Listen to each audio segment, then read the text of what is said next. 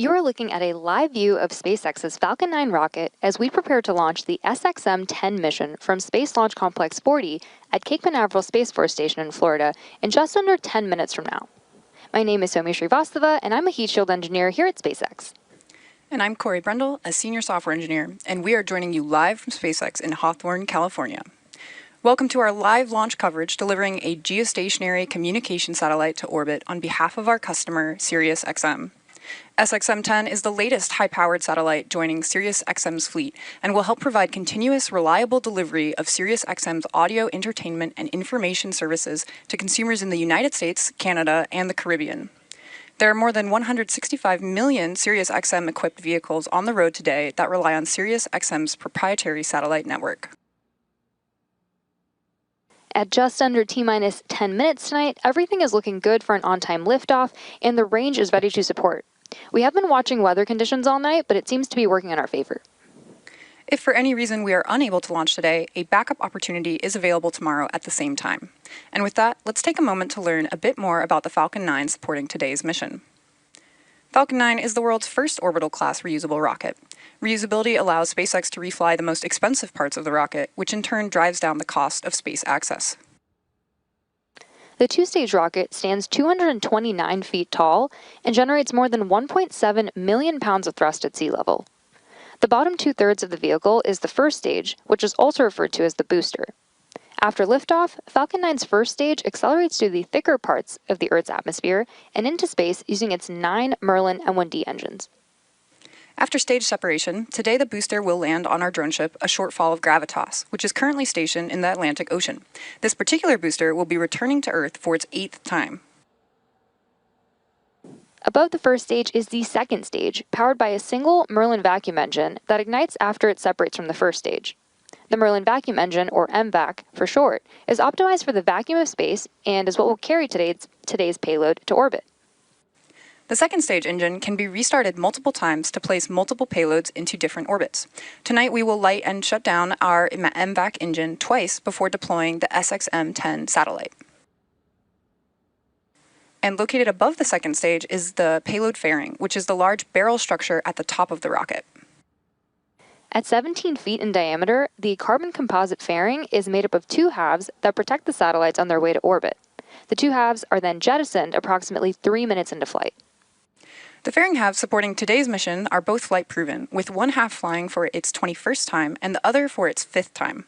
After separation from the second stage, both fairing halves will return to Earth to be retrieved by our recovery ship, Doug. While the countdown continues, here's a video from Maxar Space Systems, the manufacturer of the SXM-10 satellite.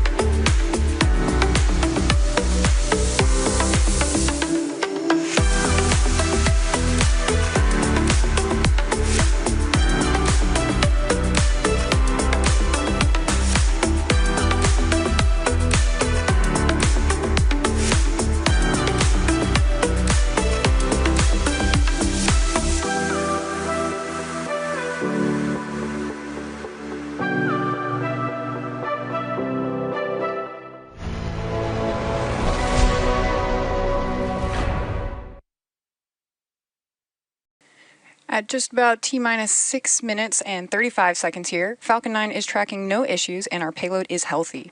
Falcon 9 has been loading propellant since T-minus 35 minutes and will finish loading at T-minus 2 minutes. And if for some reason we do not launch today, we have a backup opportunity tomorrow. Stage 1 RP1 load is complete. Tomorrow at 11:19 p.m. Eastern Time.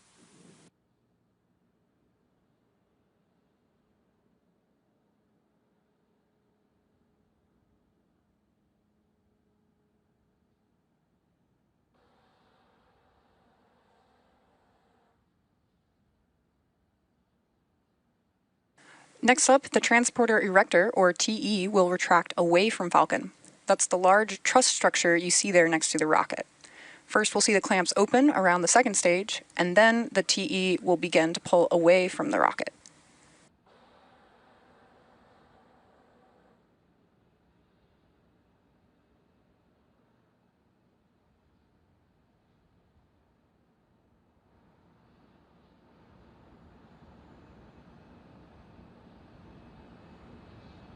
The white clouds that you see around the vehicle are formed by the chilled gas from the LOX tank that we vent overboard to maintain pressure in the tank as needed. And when that vented super chilled oxygen meets the warmer outside air at the Cape, it condenses into the clouds that you're seeing.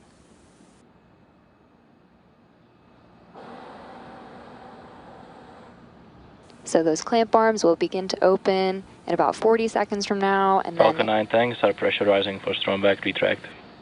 good callouts there, where the tanks are pressurizing for strongback retract. After the clamp arms will open, the strongback will retract away from the vehicle.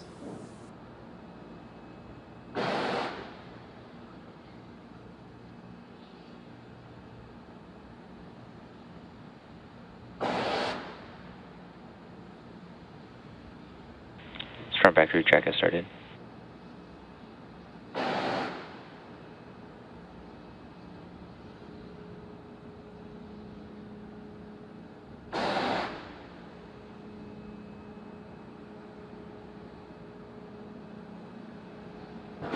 So we have a great view there of the clamp arms opening up.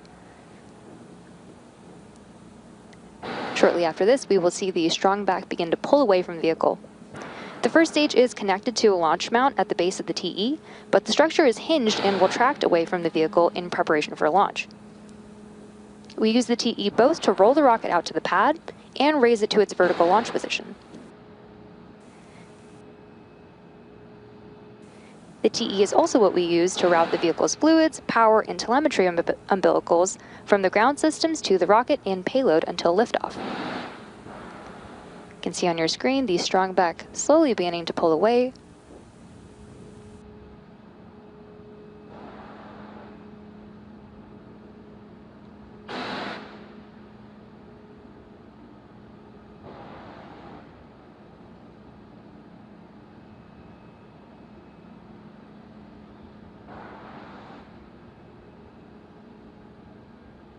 At this point in the countdown, both the first and second stages are nearly fully loaded with 1 million pounds of kerosene fuel and liquid oxygen. Both first stage and second stage should finish loading propellant about a minute apart from each other. The first stage is finishing up at T-minus 3 minutes, and as mentioned earlier, we'll expect to hear that second stage fuel completion call out at T-minus 2 minutes.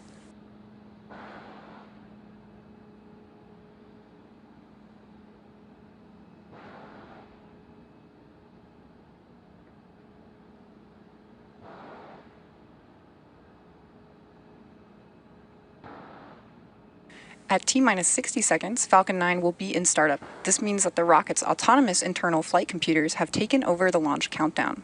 Just inside of T-minus 2 seconds, we light the M1D engines for liftoff. The satellite continues to be healthy, and the Falcon 9 team is tracking no issues on the rocket. Weather is still looking green, and the range is ready to support our T0 of 12:54 a.m. Eastern Time. And with that, we are proceeding. Stage 2 LOX load is complete. Great call out there. And we're proceeding into the last few minutes of terminal count.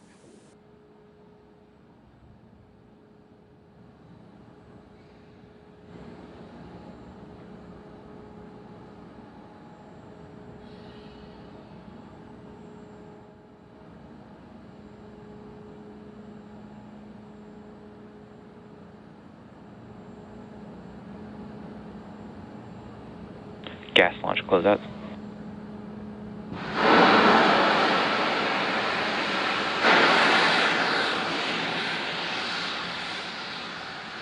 And we got a good call out there. And again, those white clouds you see venting are totally nominal. That's just venting the TE liquid oxygen line.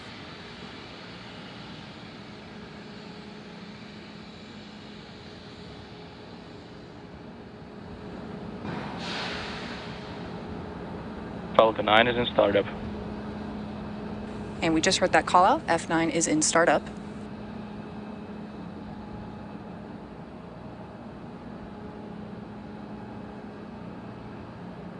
Launch director, go for launch. And there you heard the launch director give the final go for launch. At this point, all systems are a go for launch of Falcon 9. T minus 30 seconds.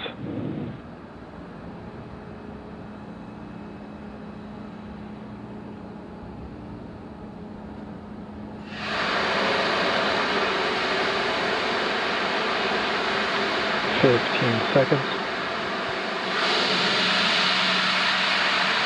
T minus 10, 9, 8, 7, 6, 5, 4, 3, 2, 1. Ignition and liftoff. Go Falcon, go Sirius.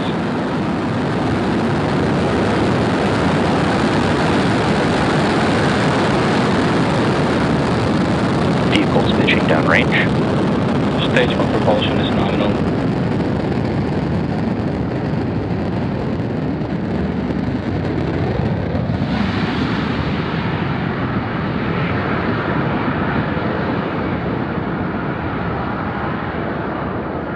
At T plus 32 seconds and counting, Falcon 9 has successfully lifted off from Slick 40 at Cape Canaveral Space Force Station. In just a few seconds, we'll throttle the engines down in preparation for max Q, which is a period of maximum aerodynamic Power and pressure telemetry nominal. on the vehicle. We just heard that good call out. Now during ascent, we tilt the engines, which is also known as gimbaling, and that turns the rocket horizontally. It's what we call a gravity turn. So at this point, the vehicle is still going up, but now we are Falcon 9 also... is supersonic. We just heard that supersonic call out, but now we are also heading horizontally away from the launch pad.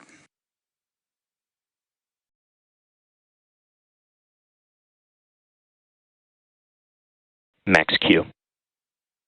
So the rocket has now just passed through max Q, where it experiences the greatest mechanical stress in flight. The rocket typically needs to go 17,500 miles per hour horizontally in order to avoid being pulled back down to Earth and get into orbit. You can keep an eye on the Stage 1 telemetry on the bottom of your screen. And Now we chill. have several events coming up in quick succession, and we should hear all of these called out by mission control, starting with main engine cutoff, or MECO, then stage separation, SES-1, and fairing separation. MECO is where we shut down all 9 M1D engines on the first stage. Stage separation is when the first and second stages of Falcon separate from one another. And second engine start 1, or SES-1, is when we'll light the MVAC engine on the second stage for the first time. Less than a minute after that, the fairing will then jettison from the second stage, as it's no longer needed to protect the payload once we're in space. So keep an eye out for these events that are going to happen back to back, all coming up in about 15 seconds from now.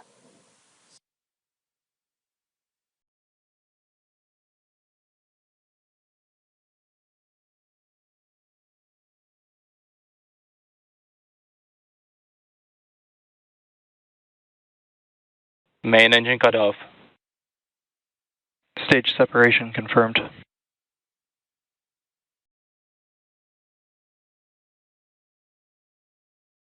MVAC ignition.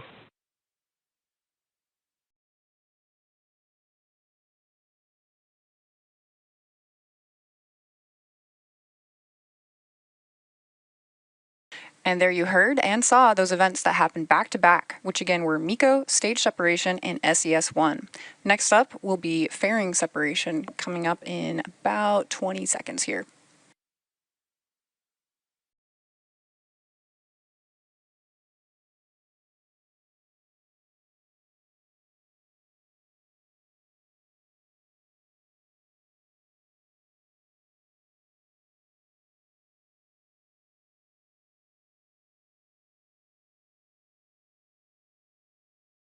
Fairing separation confirmed.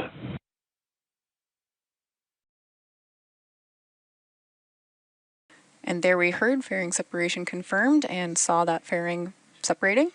Now, as we mentioned earlier, we will be attempting to retrieve these fairing halves again once they fall back to Earth. They will be taken back to shore by our ocean recovery vessel, Doug.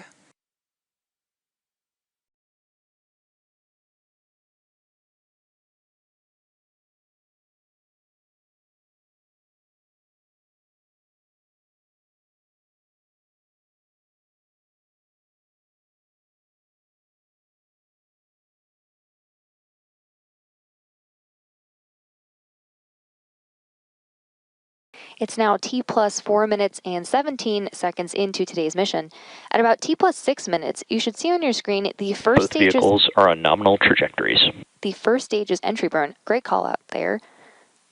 To start the entry burn, we will relight 3 M1D engines, starting with the center engine, known as E9, followed shortly after by the E1 and E5 engines, which is similar to pumping the brakes to slow down the vehicle as it passes back into the Earth's atmosphere.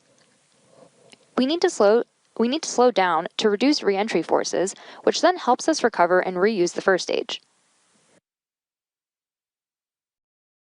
During the entry burn, Falcon 9 is decelerating by firing its Merlin engines, but we are still moving really fast. This causes the vehicle to fly through Merlin's exhaust gases, also known as the rocket's plume, which deposits a layer of soot onto the vehicle's surface.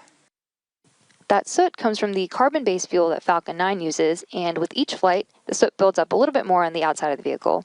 And oftentimes, prior to launch, you can see that soot from prior flights on the first stage. Now, as you can see on your screen, the second stage is still picking up speed and heading to its destined orbit. We're going just over 13,000 kilometers an hour here.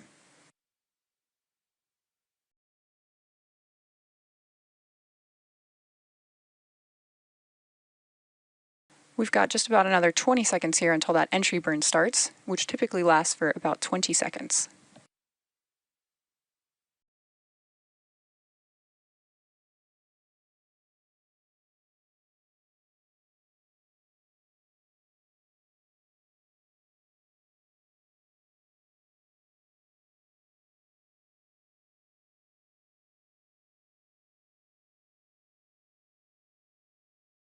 Stage 1 entry burn startup. Stage 1 FTS has saved. So engines 1, 5, and 9 have all relit for the entry burn. The Falcon 9 first stage that is supporting today's mission is performing this entry burn for its 8th time. Reusability is key to lowering the cost of spaceflight, which enables more investments in critical scientific research. Stage 1 entry burn shuts down. The Merlins on the first stage are optimized for sea level. These achieve 190,000 pounds of thrust each during ascent and descent. At liftoff, Falcon 9's first stage has thrust greater than 5 747 airplanes at full power. The MVAC engine, which has a much wider nozzle than the M1D, is optimized to 220,000 pounds of thrust in vacuum. Coming up next, we will start our landing burn on the first stage, followed quickly by MVAC engine shutdown on the second stage.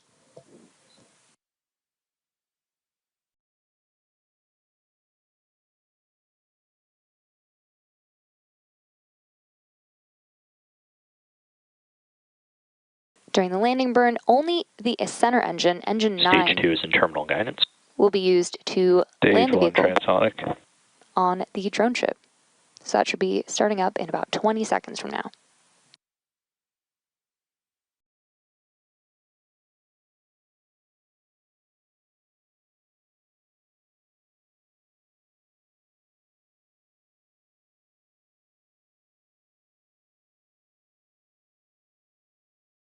Stage 1 landing burn. Stage 2 FTS is saved.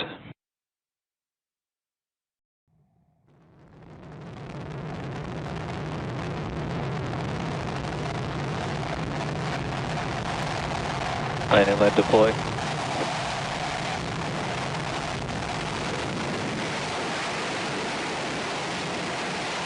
Stage 1 landing confirmed. Nominal orbit insertion.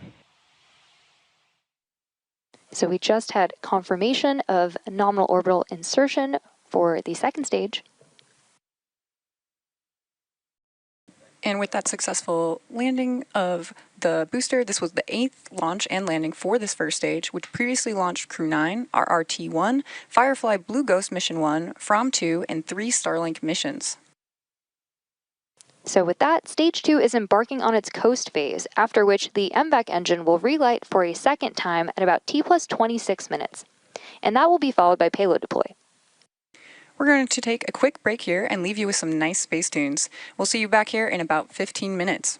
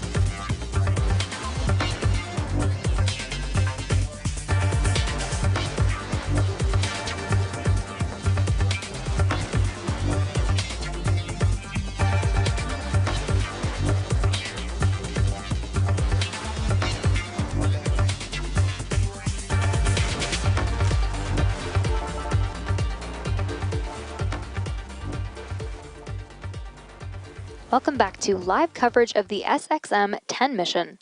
We've had a great mission so far with an on-time liftoff at 12:54 a.m. Eastern Time from Space Launch Complex 40 at Cape Canaveral Space Force Station. After a successful stage separation, the first stage returned to Earth with a precision landing on our drone ship, a short fall of gravitas. And just before the break, we had confirmation of nominal orbital insertion.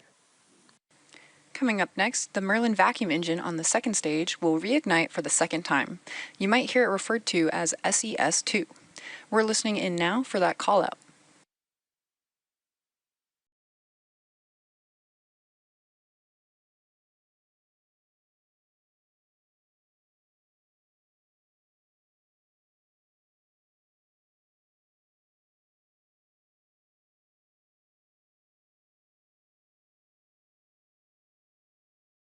MVAC ignition.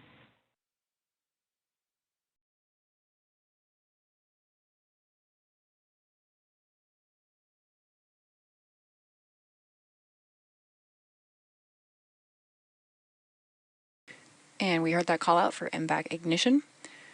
So now this burn will last a little more than 1 minute before the second stage engine shuts down for a second time, also known as SECO-2. After that, we'll have another coast phase, which will last just a few minutes as the second stage prepares to deploy the SXM-10 satellite. Now, if you're just tuning in, as a reminder, our customer for tonight's mission is SiriusXM, the leading audio entertainment company in North America, which has a portfolio of audio businesses, including its flagship subscription entertainment service, SiriusXM.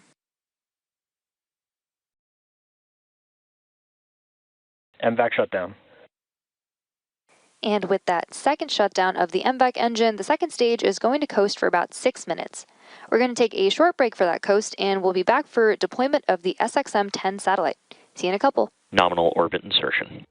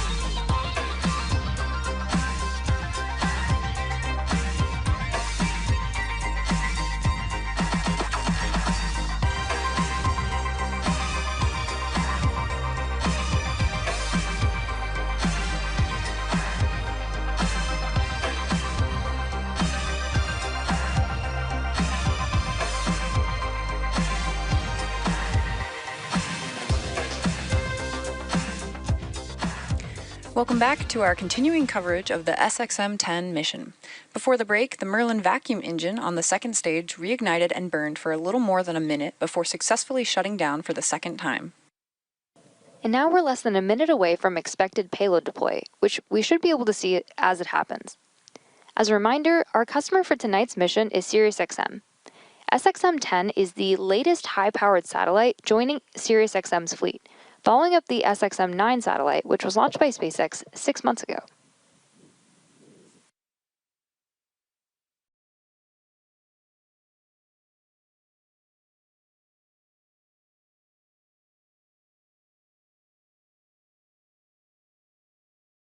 We have a great view of the payload and should have a great view of payload deploy in just a couple seconds from now.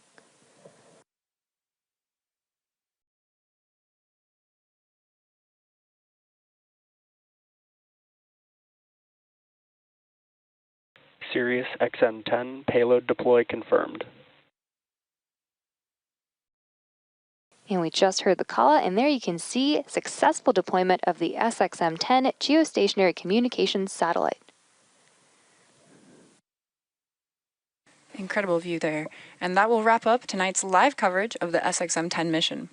All of us here at SpaceX want to thank our customer, SiriusXM.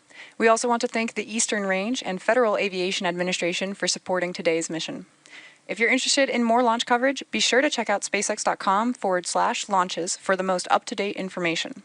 And remember to follow @SpaceX on X. Thank you for tuning in, and we'll see you again soon.